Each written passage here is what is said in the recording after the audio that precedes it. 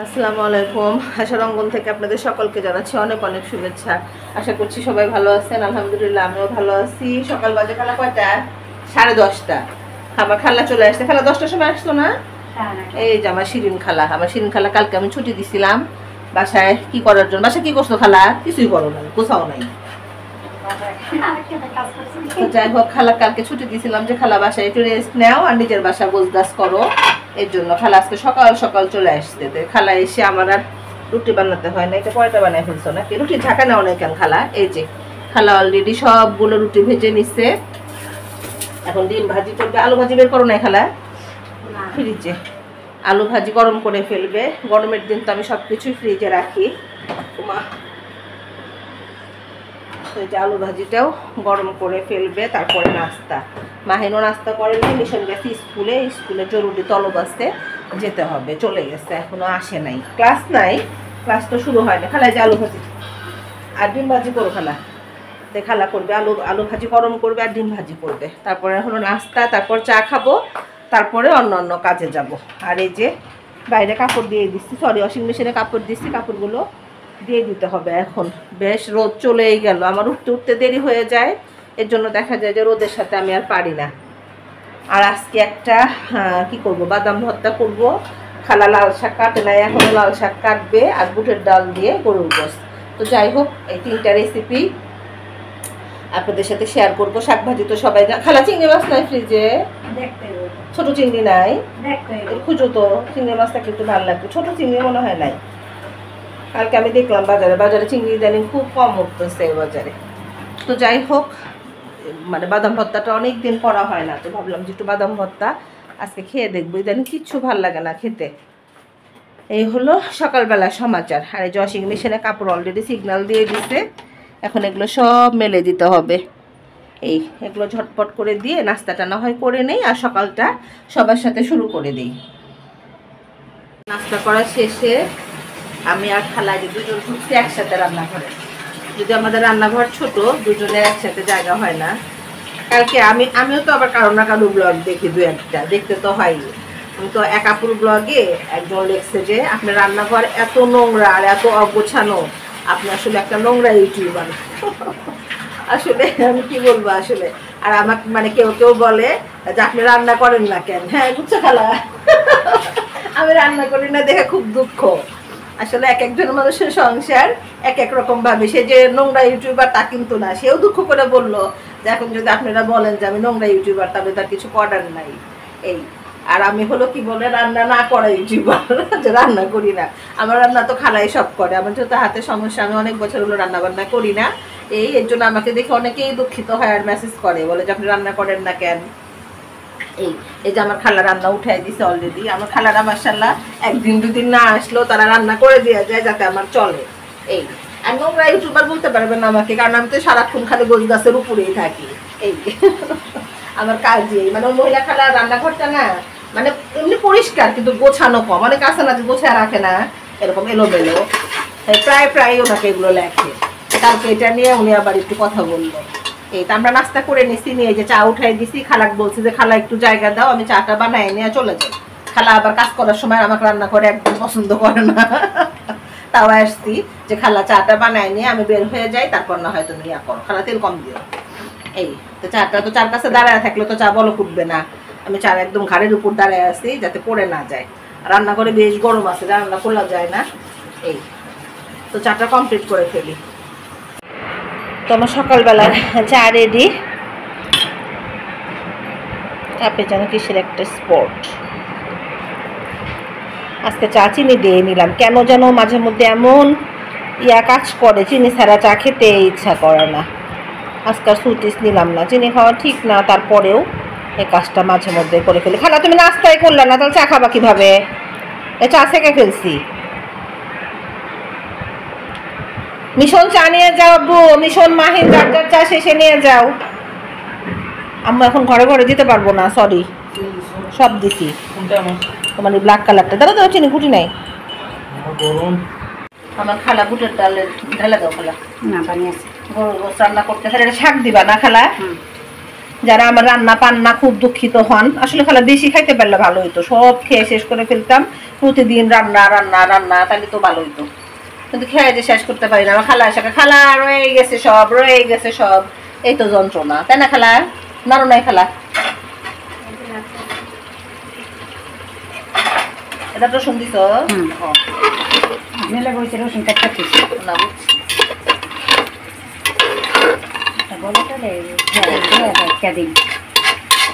আমার খালার বুটের ডাল দিয়ে গরুর গোস, সুন্দর করে শাক কাটা। খালা অনেকখানি হবো নাকি আবার? না না, শাক খালি বেঁচে যায়, আমি একাটি নিছি, আর ওই সেরা কয়ে একাটি হবো না, অনেকখানি হইলে আমি আসি।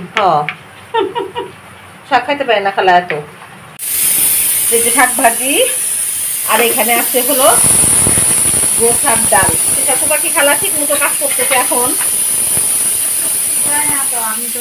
আমাদের রান্না বান্না প্রায় শেষ। এখানে শাক ভাজি হয়ে গেছে, এখানে আছে বুটের ডাল দিয়ে গরুর গোস, এমন মনে হয় ঝাল হয়েছে, একদম টকটক করতেছে। আর এখানে হলো আমার সেই বাদাম ভর্তা। এই বাদামটা হলো কাঁচামরিচ, একটা আস্ত রসুন গোটা না, হাফের চেয়ে একটু বেশি মনে হয়, তো যাই হোক। আর এই যেখানে হলো বাদামগুলো, আর হলো সাথে দিতে হবে অল্প জিরা, খুব কম। আর এটা কিন্তু কোনো কিছু দিয়ে ভাজতে হবে না, যে তেল তেল দিয়ে যে ভাজা তা না, শুধু এই যে কয়েকটা জিরা, এই যে কয়েকটা, যেভাবে দিয়ে জাস্ট মানে তেলে নিয়ে ভর্তা করা। আমার একটা ভাবি এই রেসিপিটা বলছে, স্কুলের ভাবি, কিন্তু করা হয় নাই, তো ভাবলাম যে আজকে একটু না হয় কিচ্ছু খেতে ইচ্ছা করতেছে না। এই শাক ভাজি, এই বুটের ডাল, কোনো কিছু না, জাস্ট অ্যাজ ইউজুয়াল রান্না করতে হচ্ছে, তাই তো ভাবলাম যে দেখি একটু ভর্তা ঝাল করে করি, যদি ভালো লাগে তো খাওয়া যাবে। আর ঘর বাড়ি মোটামুটি সব গোছানো, 3 রুম গোছানো শেষ, শুধু মাহিনের রুমটা একটু এলোমেলো আছে। আর এই যে রান্নাঘরটা গোছাতে হবে। খালা এগুলো সব ধুয়ে টুয়ে একদম স্তূপ করে গেছে, এগুলো তো ভেজা তার ঢুকাতে না করি, এর জন্য খালা ঢুকায় নাই। আর রান্নাঘরটা বেশ খানিকটা একটু টুকটাক করে গোছাতে হবে, এলোমেলো আছে। এই যে সব রান্না করে গেলে যা হয়।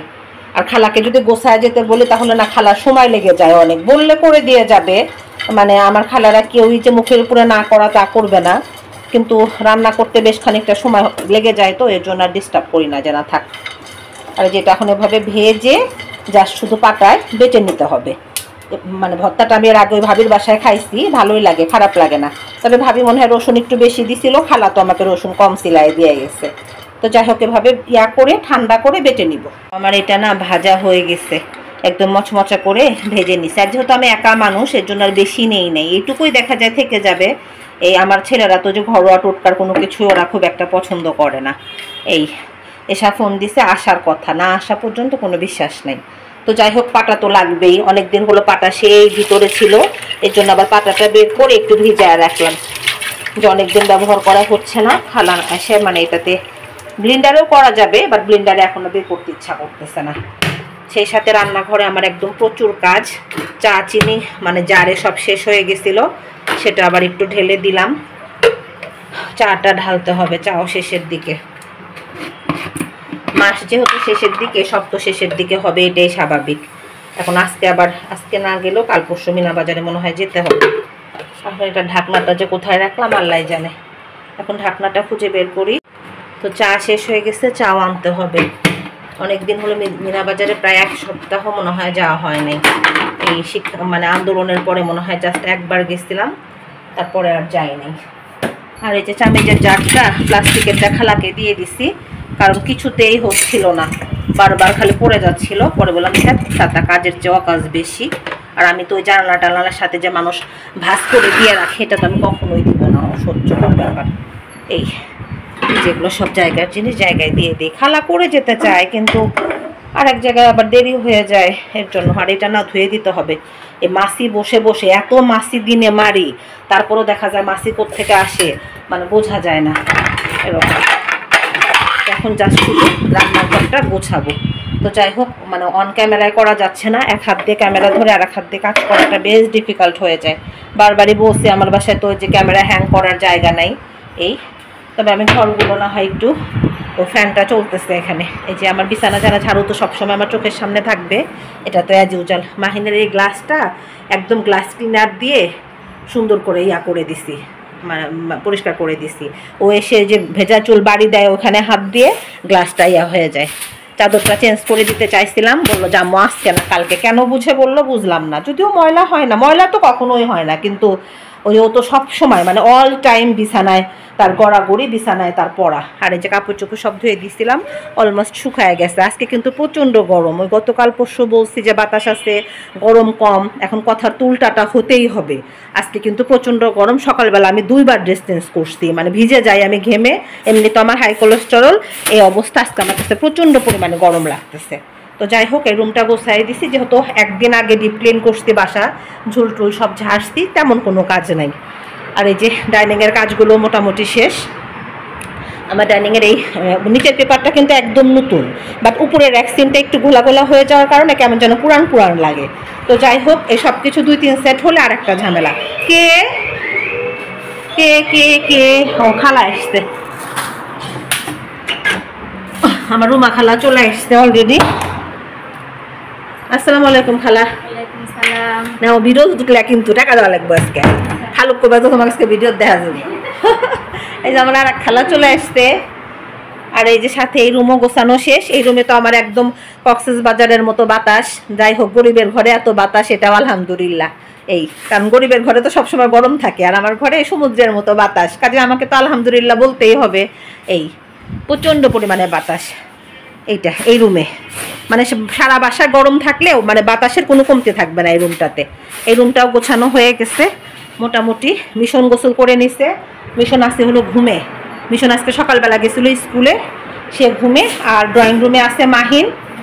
মাহিন, তুমি কি ড্রয়িং রুমে আসো? হ্যাঁ, মাহিন ড্রয়িং রুমে আছে, কাজে মাহিনকে দেখানো যাবে না। দুপুরবেলা 3টা বাজে আমার দিদি ভাই আসছে। সে ঠান্ডায় একদম যাতা অবস্থা। সে ভাত খেতে বসতে হলো বাদাম ভর্তা, লাল শাক ভাজি, আর হলো বুটের ডাল দিয়ে গরুর গোস। আর আমি খাবো কি খাবো না এটা ডিসিশন নিতে পারতেছি না। ভাবতেছি খাই, আবার মনে হতেছে না খাবো না, এই অবস্থার মধ্যেই আছি। আজকে একটু আমাদের এরিয়ার থানা থেকে মানে ইয়া করতে, মানে সোজা কথায় যে এরিয়ার একটা জরিপ করতে আসছিল, প্লাস বাচ্চাটা মারা গেল, সেইটা আমরা কেমন আছি এগুলো নিয়ে বেশ কয়েকজন ভদ্রলোক আসছিল, কথা বলে গেল। এর জন্য গোসল করতে দেরি হয়ে গেছে, 3টা বেজে গেছে। এর সাথে এনে আমি খাবো কি না খাবো না সেটা আবার ডিসিশন নেই। 6টা মাহিন চা নাও, আন্টিকে বলে এসে চা নে। এসে কি লুলুস রান্না করতেছিস? ও, এসা রান্না করতেছে লুলুস। আম্মু চা ঘুটি নে, দাঁড়ো, এসে চা নে। আর আমরা খাবো চায়, যেখানে আছে মাহিন। আমি শোনাবো, চা নে নাও, এসে চা নাও। নুডলস পরে খাও, চা খাও। এত মাথা ব্যথা করতেছে তা বলার মতো না, প্রচুর মাথা ব্যথা করতেছে। বেশিটা না, তোমার ঠান্ডা লাগছে, আমি এত চা খাবো না।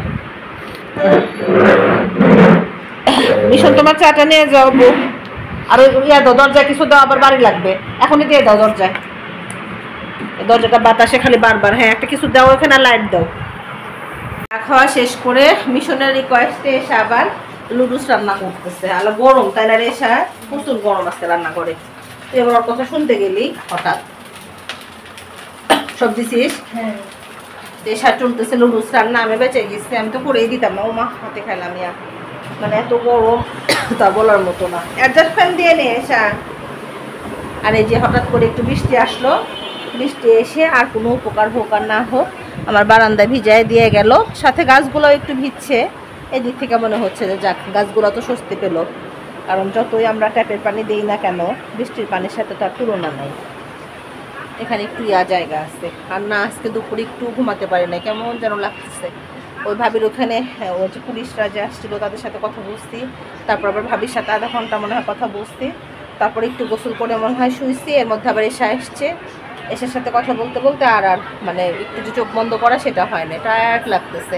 এসে বারবার বলতেছিল আপু বাইরে চলো, কিন্তু আসলে বাইরে যাওয়ার মতো এনার্জি আমার ছিল না। এখন মাগরিবের পরে যদি বৃষ্টি কমে তাহলে নয় চেষ্টা করবো। তো যাই হোক, টয়লেটে তো আর মাহিন তোলে নাই, ভিজে গেছে। গাছগুলোতে আজকাল পানি দিতে হবে না, এটা বাঁচা গেল। এই হলো বিকালবেলার কাহিনী। এসে আসছিল দেখা অনেক কথা বলে। হ্যাঁ, দেওয়া লাগে তো। কোনটা?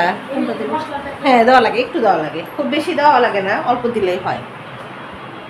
আমি আগেই বলছি পাস্তা লুডুস এগুলার ঈশ্বরে শাক, আমি এগুলো রান্না করতেও পছন্দ করি না, খেতেও যে খুব একটা পছন্দ করি তা না। এই বারান্দায় আসলাম, আমার তো আবার বারান্দা ভ্রমণ করা অভ্যাস। এই বারান্দা থেকে এই যে বাইরের পরিবেশটা দেখা যায়। মিশনের আব্বু যখন অফিসে যেত আমি ঠিক এখানে দাঁড়াতাম, মিশনের আব্বু ওই মোড় থেকে মানে অটোতে উঠে চলে যেত। জাস্ট এখানে দাঁড়ালেই আমার মনে হয় যে ওই স্মৃতিটা ভাসে। এই তো যাই হোক, এখন না হয় এসার সাথে একটু সময় দিই, সন্ধ্যার পরে যদি বাইরে যাই তাহলে না হয় আবার দেখা হবে ইনশাল্লাহ। আজকে সন্ধ্যার আগে মাগরিবের আগে এসা চলে গেল। এসা যাওয়ার সময় বারবার বললো যে আপু আমার সাথে বের হও। তা কেন যেন না, একটু বৃষ্টি হয়েছে, খুব বেশি না, কেমন যেন গরম ছিল, তো বের হতে ইচ্ছা করলো না, ও চলে গেল। ও যাওয়ার পরে আমি বের হব ভাবছিলাম, বাট এত গরম লাগলো এর জন্য আর বের হলাম না। কেমন যেন একটা বৃষ্টির পরে মানে বাতাস বন্ধ হয়ে গেল, মানে ভালো লাগতেছিল না। মিশনও বলতেছিল যে আম্মু গরম বেশি, আজকে আর বের হয়েও না, তো একটু শুয়েছিলাম। তারপর ভাবলাম যে না, রাত বেশি হয়ে যাচ্ছে। মিশন মাহিন তো দুজনেই যে সার হাতে লুডুস পাস্তা ওরা খুব পছন্দ করে, বারবারই বলি। তো যাই হোক, লুডুস খাইছে, ওরা বলতেছে আম্মু খাবো কি খাবো না, এখনো ডিসিশন নিতে পারতেছে না। মনে হয় বাজে কয়টার মতো, ঘড়িতে দেখলাম 9টা, একদম ঠিক 9টা বাজে। আমার তো আবার ওষুধ খেতে হয়। তো ভাবলাম যে আচ্ছা তোমরা না হয় ডিসিশন নাও, আমি না হয় একটু রুটি ভাজি। তো আজকে যেহেতু বুটের ডাল দিয়ে গরুর গোশত রান্না করা হয়েছে, তো ভাবলাম যে দুটা রুটি ভেজে নেই, আর ভাত আছে, মিশন মাহিন যদি খায় খাবে, বা মিশনের জন্য একটু বাড়তি রুটি ভেজে টেবিলে না হয় রেখে দিই। এর জন্য আসলাম রান্নাঘরে যে রুটিগুলো ভাজি। এই প্রায় সন্ধ্যার পরে বের হওয়া একদম আমার রুটিন হয়ে গেছে। এই হঠাৎ দেখা যায় সপ্তাহে 1 দিন 2 দিন একটু দেখা যায় যে অফ যায়, এই হলো অবস্থা। রুটিগুলো না হয় ভেজে নেই, আর আপনাদের কাছ থেকে সবার কাছ থেকে বিদায় নিয়ে নেই। সবাই ভালো থাকবেন, সুস্থ থাকবেন, আশার অঙ্গনের সঙ্গে থাকবেন, আমার চ্যানেলটি সাবস্ক্রাইব করবেন, গঠনমূলক সমালোচনা করবেন। তবে আজ এই পর্যন্তই, আল্লাহ হাফেজ।